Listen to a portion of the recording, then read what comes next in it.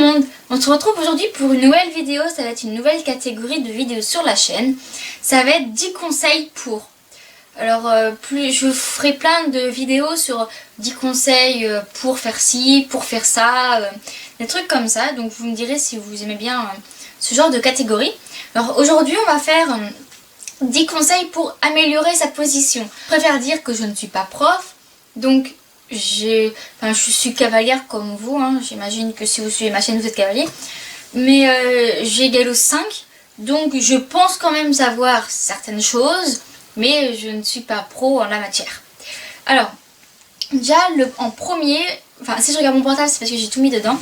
Alors en premier je dirais écouter son prof. Alors ça peut paraître débile, mais moi j'en connais plein qui le prof va leur dire par exemple redresse-toi, mets tes épaules en arrière. Et eux ils vont prendre ça comme un reproche, ou ils vont pas écouter le prof, ou en mode oh c'est pas grave, moi je sais. Alors que le prof c'est son métier, il sait lui-même, il doit avoir une bonne position quand même s'il est prof. Et du coup il sait donner des conseils sur comment l'améliorer. Moi je dis d'abord, avant tout, écouter les conseils de son prof. En numéro 2, je dirais de demander à des amis, ou votre famille, ou je sais pas à qui, de vous prendre en photo ou de vous filmer. Comme ça vous pourrez visualiser vos propres défauts, et vous pourrez dire ah tiens là j'aurais pu faire ça, ou c'est comme moi c'est ce que je fais avec les vidéos notamment que je mets sur YouTube. Je les regarde en me disant ah là j'aurais pu faire ça, ou ah là j'avais les épaules en avant, ou la prochaine fois à la réception il faut que je me redresse plus tôt, ou que je fasse attention à mes pieds qui rentrent dans les étriers. Enfin des petites choses comme ça qui quand on est à cheval on s'en rend pas compte, pas souvent, on ne s'en rend pas tout le temps compte. Oula j'ai eu du mal. Voilà. En 3, je dirais de se regarder dans une vitre ou une fenêtre. Par exemple, je sais pas si vous avez ça, mais par exemple, souvent en manège, il y a quand vous montez dans un manège, comment on appelle ça? Des grands miroirs sur les côtés pour quand on monte, qu'on puisse se regarder pour savoir si on est bien droit, si on se tient bien. Des petites choses comme ça. Donc, si vous avez un miroir, c'est super. Mais si vous n'en avez pas, vous pouvez toujours avoir une autre solution. Par exemple, moi, je sais que là, dans le centre Gaz, il y a la carrière où on monte habituellement. Et juste à côté, il y a le clubhouse où il y a des fenêtres. Hein. Et moi, quand je suis dans la carrière, je peux me regarder dans la fenêtre. Donc, je regarde la fenêtre, je vois si j'ai le dos droit, si j'ai les épaules trop en avant, mon bas de jambe, des trucs comme ça. Ce qui fait que moi-même, je dis ah, faut que je me redresse. Et du coup, en plus, son prof, il peut être content parce qu'il se dit ah, elle s'en est rendu compte. Je suis pas obligée de le rabâcher tout le temps, redresse-toi, mets tes épaules en arrière. Donc, voilà. Numéro 4, je dirais que avant tout, pour avoir une bonne position, il faut savoir ce qui ne va pas dans votre position.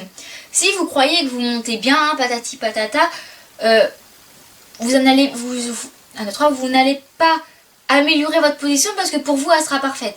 Alors que aucune position de personne n'est parfaite. Il y a toujours un truc qu'il faut améliorer, un truc qui va pas, un petit truc comme ça. Donc par exemple moi je sais que mon défaut souvent c'est d'avoir les épaules en avant. Moi je monte comme ça. Et du coup je me dis par exemple, j'y pense pas souvent, mais quand je suis à cheval je fais souvent une fois que j'ai fini la détente, que j'ai fait pas trop galop, j'ai commencé à bosser mon cheval. Souvent je le laisse marcher avant qu'on commence l'exercice. Et je me dis tiens, là pendant 2 minutes, en attendant que tout le monde finisse son échauffement, je vais bosser sur ma position. Donc hop, je mets les épaules en arrière. Après au pas, si c'est bon, hop, je commence un peu au trot. Et puis après je fais un petit peu de galop si je vois que c'est bon, ou si j'ai les épaules qui reviennent en avant. Mais déjà, avant tout, savoir ce qui ne va pas dans votre position. Donc pour ça, vous pouvez demander à des amis, à votre prof, ou vous regardez dans des vidéos. En 5, je dirais faire de la mise en selle. Alors tous les centres équestres n'en font pas. Mais si vous avez un centre équestre qui en fait, ne prenez pas ça pour dire oh c'est une heure qui fait rien, on tourne en rond, ça fait mal, ça nous fait pas progresser, c'est une heure de perdu. Alors oui, pendant une heure, tu tournes en rond. Bon, après ça dépend des clubs, moi souvent les mises en selle c'est en rond, donc oui tu tournes en rond. Oui, c'est entre guillemets, tu perds une heure de travail, mais dis-toi que après tu auras une meilleure position. Par exemple, on va galoper sans étrier en mise en selle. Alors oui, sur le moment, ça fait mal. Des fois, on glisse vers l'intérieur, on n'y arrive pas trop. Ou ça nous énerve, on en a marre. Ça fait une heure qu'on fait ça. Mais dites-vous qu'après, par exemple, en parcours d'obstacles, entre deux obstacles, vous n'allez pas vos étriers. Bah, vous n'allez pas tomber parce que vous aurez... Oh, je crois qu'il manque plus de temps sur la batterie. Vous aurez eu l'habitude de galoper sans les étriers, donc vous retrouverez naturellement un équilibre. Bon, après, pour sauter sans étrier, il faut faire des cours de mise en selle obstacle. Donc c'est pour ça que moi dans mon club j'ai mise en selle plat, où on fait pas trop galop sans étrier, allongement du trot, on en profite aussi dans un cercle, hop, on rentre les épaules, on sort les hanches ou inversement. Et en obstacle, souvent on fait soit des lignes avec une main dans le dos, les yeux fermés, ou des parcours sans les étriers, enfin plein de petits trucs comme ça, qui, enfin à part la mise en selle obstacle, ça peut être amusant, mais c'est pas des cours qu'on aime forcément, mais c'est des cours qui nous font vachement progresser pour après. Donc, faites à 100% vos cours de mise en selle, ça vous servira. Numéro 6, je dirais pour avoir une bonne position, il faut déjà avoir les mains et les jambes fixes. Par exemple, si vous avez les jambes qui se barrent en cacahuète, qui font les essuie-glaces, comme moi j'appelle ça comme ça, vous allez avoir du mal à avoir une bonne position au niveau du dos. Donc moi je dis d'abord pour avoir une bonne position, c'est les mains et les jambes. Avoir les mains fixes, pas les mains qui hop dès que tu trottes, ça y est, ils se lèvent, ils se baissent. Ou alors quand tu tournes, hop vas-y je tire. Avoir les mains fixes et les jambes fixes. Bon, après je sais que quand je dis ça, je suis un peu contradictoire parce que souvent quand je monte avec Mikado, ah oui, je viens de craquer le doigt. Souvent, j'ai tendance à avoir légèrement dans les obstacles les jambes qui partent en avant, qui partent en arrière. Mais ça, c'est mon gros défaut avec Mikado, c'est quand je donne des jambes, j'ai les pieds qui s'avancent, qui reculent. Mais moi, en même temps, ça me le fait qu'avec Mikado. Donc pourquoi, je ne sais pas. Mais je m'en rends pas compte sur le coup, alors c'est un peu difficile à améliorer. Mais en cours, je le fais pas, il n'y a qu'en concours que je fais ça. Du coup, je sais pas pour comment ça c'est. Mais par exemple, quand je monte Queen ou quand c'est des choses que t'as pas besoin pas de pousser, mais d'être constamment en train de donner des jambes, moi j'ai les jambes fixes. Enfin bref, on va arrêter de parler de moi plutôt, hein. Enfin en général. Donc avoir les mains fixes et les jambes fixes, déjà si vous avez ça, c'est déjà pas mal. Après, il vous manque plus que le dos, puis un peu comme ça. Après, numéro 7, des exercices d'assouplissement qu'on fait souvent en mise en selle, mais que vous n'êtes pas obligé d'attendre les cours de mise en selle pour en faire. Par exemple, vous avez fini votre détente, mais il y en a de votre groupe qui n'ont pas encore fini. Tout de suite, vous pouvez commencer, ou alors au pas, quand vous échauffez quand vous détendez votre cheval au pas. C'est par exemple souvent ce qu'on fait dans mon club, c'est qu'on lève une jambe après l'autre, on la lève et on la tend. Ce qui fait que déjà, ça nous force entre guillemets à bien s'asseoir dans sa selle. À ne pas être trop en arrière, trop en avant. Déjà, on s'assoit bien dans sa selle, on est bien, on est calé, on peut dire ça comme ça. Et on a les jambes bien étendues, faire un peu de pas sans les étriers. Ça n'a jamais fait de mal à personne.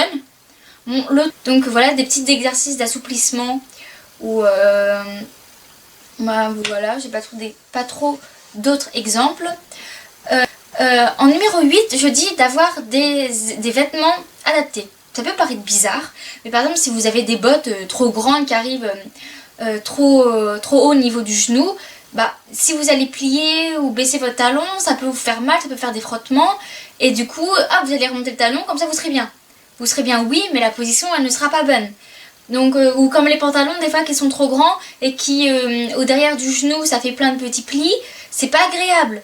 Alors ça peut gêner la position pour certains, donc non, votre pantalon est trop grand, vous allez attendre avant de le mettre. Ou alors vous faites en sorte que ça ne vous gêne pas. Parce que Si vous avez une mauvaise position juste à cause de vos bottes ou de votre pantalon ou tout ce comme ça, bah c'est pas top quoi. Ou alors quand souvent l'hiver on met 36 épaisseurs, on met un gilet, avant on a mis un pull, on met notre manteau, et ben ça peut bloquer les mouvements et ça peut nous rendre une mauvaise position. Je sais que l'hiver hein, on a froid donc c'est pas top pour faire ça. Mais moi je dirais quand même d'avoir des vêtements adaptés comme ça pour vous, ça sera mieux. Alors après en 9e, je dirais d'avoir une salle adaptée. Alors je sais que c'est pas évident parce que souvent il y en a ils montent en club, donc ils ont les salles de club adaptées aux chevaux. Donc c'est mieux d'avoir une salle adaptée au cheval, mais aussi avoir une salle adaptée à soi c'est mieux. Je m'explique. Par exemple, moi je sais que quand je monte Mikado, je suis tout de suite bien vu que Mikado c'est une selle qui, la taille du siège, et je sais plus de combien de pouces elle est, mais elle est, on va dire, idéale pour moi, je suis bien à ma place dedans, j'ai pas de problème, je suis bien. Et quand je monte Queen, souvent, sa selle, elle est plus grande que celle à Mikado, c'est pas que je m'y perds dedans, parce que ça serait bête de dire ça, mais elle est beaucoup plus grande et du coup, je suis, on va dire, un peu moins à l'aise. Bon, par exemple, en obstacle, où on est en suspension, tu vois pas trop la différence, mais par exemple quand tu fais du trot assis, j'ai tendance à préférer être mieux dans une salle qui est à ma taille qu'une salle qui n'est pas à ma taille. Mais bon, ça après on ne peut pas grand chose. On va pas prendre la selle d'un tel pour la mettre sur un autre cheval si elle n'est pas adaptée. À moins que le prof soit au courant, mais mieux vaut ne pas le faire. Donc voilà, ou alors ceux qui ont leur propre selle qui peut s'adapter à plein de chevaux du club, c'est le mieux, ça y est, voilà, c'est ça. Je vous le conseille d'avoir un siège vraiment adapté pour vous. Et aussi quand je parle de la selle adaptée, je parle aussi des étrivières. Ne pas avoir les étriers trop longs quand on saute ou trop courts quand on fait dressage. C'est pas mal parce que si on fait dressage vu qu'on a les étriers super courts, je dis franchement, tu peux pas trotter assis quoi. C'est mission impossible à moins que si tu arrives t'es vraiment fort hein, mais après si tu arrives tu m'expliques comment tu fais parce que moi perso j'y arrive pas. Ou alors quand ils sautent et qu'ils ont les étriers vachement longs, c'est limite quand ils sautent t'as le pied puis t'as l'étrier qui est là et puis ça tape dans l'étrier. Donc c'est pas top hein. Donc voilà, avoir des étrivières adaptées à vous, donc à vos longueurs de jambes, si on peut dire ça, à la discipline que vous faites, et puis voilà. Et en numéro 10, ça peut paraître bizarre aussi, enfin j'ai plein de trucs qui paraissent bizarres, enfin bref. Le 10 c'est s'adapter au cheval, ou au cheval poney on va dire. Si vous montez un poney, vous allez souvent le monter pareil qu'un cheval, mais après ça dépend du poney. Si c'est un poney qui a tendance à, dès la réception de l'obstacle, à faire tomber, à baisser la tête, mettre un coup de cul, vous allez devoir tout de suite après l'obstacle, hop, vous redresser, genre limite vous êtes sur l'obstacle, vous êtes déjà en train de vous redresser.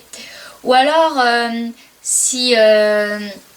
comment je peux dire ça ? Si c'est un cheval qui a une longue encolure, comme moi il y en a une dans mon club qui s'appelle Miss, elle a une longue encolure et c'est pas facile à la placer, enfin moi perso je n'y arrive pas, et ce qui fait qu'on a limite l'impression de monter rien de longue, ce qui fait que ça casse nos poignets au niveau des bras, on est un peu tendu, un peu en bâton, là on a l'impression que, on a un manche à balai dans le cul, c'est vraiment pas agréable de monter comme ça.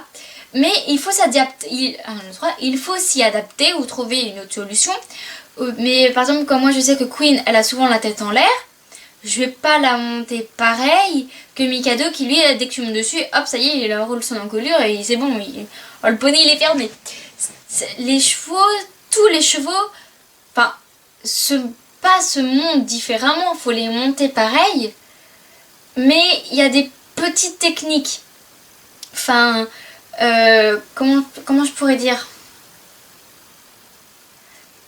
je sais pas comment expliquer mon truc, je sais pas si vous avez compris ou pas.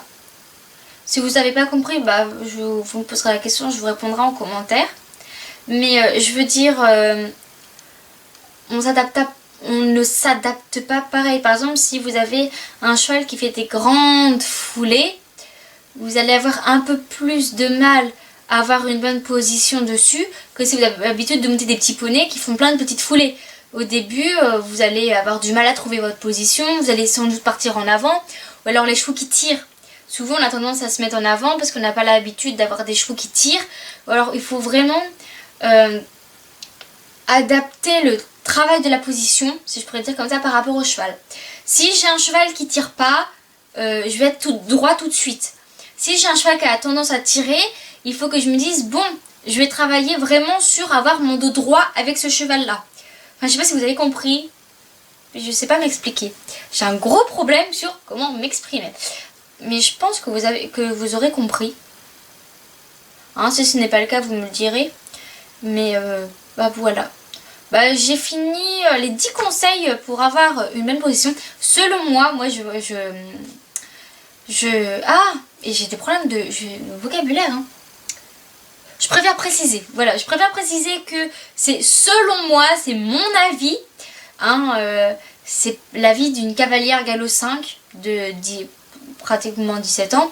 C'est pas l'avis de quelqu'un qui monte depuis 20 ans, qui est prof, qui est galop 7. Voilà, moi non, je suis juste une simple cavalière, on va dire. Mais j'estime, enfin, je sais ce que je dis quand je dis ça. Je vais pas par exemple, je vais pas faire des vidéos sur un sujet que je ne connais pas. Je m'informe avant de faire mes vidéos. Et surtout ça, c'est on va dire les 10 conseils que moi-même je fais sur moi. Et que depuis que je mets ces 10 conseils en pratique, ma position s'est vachement améliorée. Donc voilà, et je n'ai rien d'autre à dire par rapport à ce sujet. Non, j'ai rien du tout. Donc bah voilà, hein, cette vidéo est maintenant terminée. On se retrouve bientôt pour une prochaine vidéo. Bye bye!